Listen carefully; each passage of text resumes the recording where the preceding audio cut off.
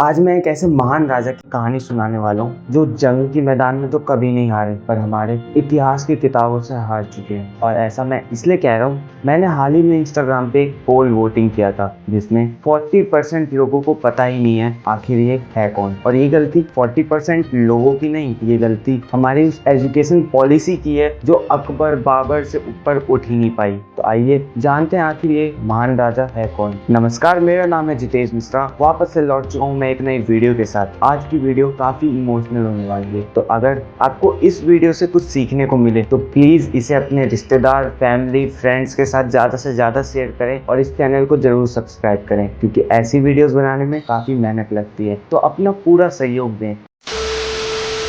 छत्रपति संभाजी महाराज छत्रपति शिवाजी महाराज के पहले बेटे और मराठा साम्राज्य के दूसरे छत्रपति। छत्रपति संभाजी महाराज की कहानी एक ट्रेजेडी से स्टार्ट होती है। वो सिर्फ 2 साल के थे जब उनकी माँ गुजर गई और उनके पिता कोई आम पिता नहीं थे। तो ऐसे में उनकी दादी ने उनको पाला पोसा और बड़ा किया। अब छत्रपति संभाजी महाराज हिंदी, संस्कृत के अलावा 13 और भी भाषा जानते थे और पोर्तुगीज भाषा भी जानते थे। एक महाराजा के बेटे होने के कारण उन्हें ये बात बचपन से ही पता थी युद्ध कभी भी अपनी शक्ति से नहीं बल्कि अपनी बुद्धिमानता से जीती जाती है। इसलिए वो सिर्फ 9 साल के थे जब औरंगजेब ने छत्रपति शिवाजी महाराज की तरफ एक दोस्ती का हाथ बढ़ाया। और ये दोस्ती का हाथ कोई हकीकत का हाथ नहीं था, ये सिर्फ उन्हें फंसाने के लिए था। और छत्रपति शिवाजी महाराज और संभाजी महाराज को आगरा बुलाया गया। संभाजी महाराज उस वक्त सिर्फ 9 साल के थे जब वो आगरा गए और जैसे ही आगरा पहुंचते हैं उन्हें कैद कर लिया जाता है। अगर संभाजी महाराज की जगह कोई और आता तो वो डर जाता, पर हमारे संभाजी महाराज ने लाखों औरंगजेब की सेना को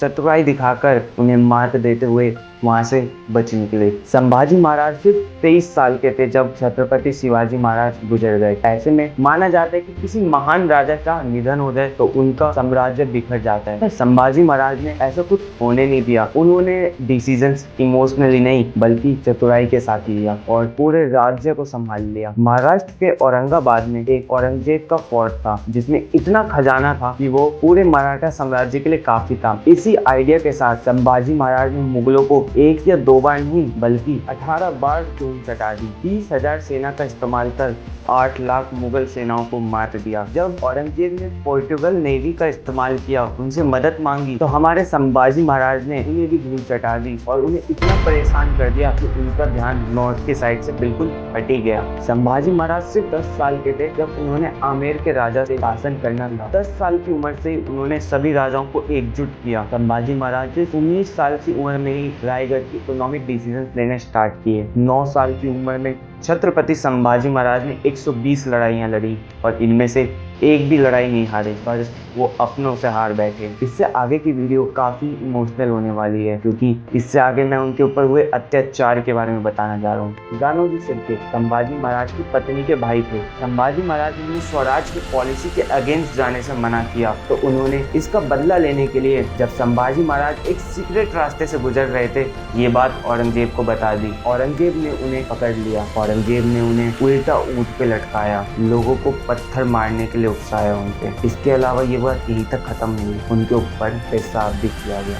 एक एक करके उनके नाखून उखाड़े गए, उनके स्किन को औजारों के इस्तेमाल करके नोच लिया गया, उनकी उंगली को एक एक करके काटा गया और उनके सामने 3 शर्तें रखी गई। औरंगजेब को अपना बादशाह मान ले, मराठा साम्राज्य का सारा सोना मुगलों को दे दे और तीसरा इस्लाम कबूल कर ले। और इनमें से एक भी शर्त मानना स्वराज के लिए गद्दारी करने के बराबर था। और हमारे संभाजी महाराज का सिर्फ एक ही जवाब था, नहीं। लोहे की रॉड देखी है, वो गर्म करके उसे एकदम लाल करके संभाजी महाराज के दोनों आंखों में डाल दिया गया और उन्हें ऐसे ब्लाइंड बनाया गया।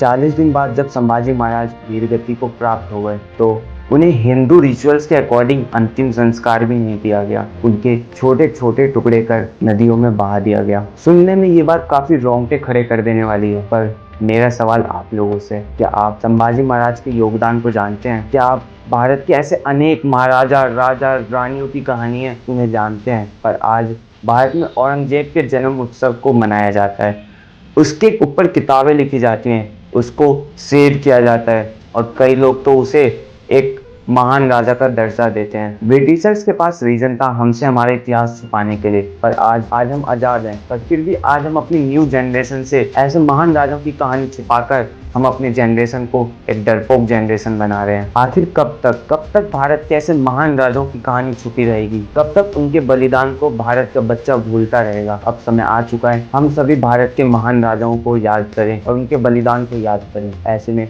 मैं आपसे एक छोटा सपोर्ट चाहता हूँ, इस वीडियो में पूरा सपोर्ट दिखाएं ताकि मैं भारत के ऐसे और महान राजाओं की कहानी आप तक ला सकूं। धन्यवाद।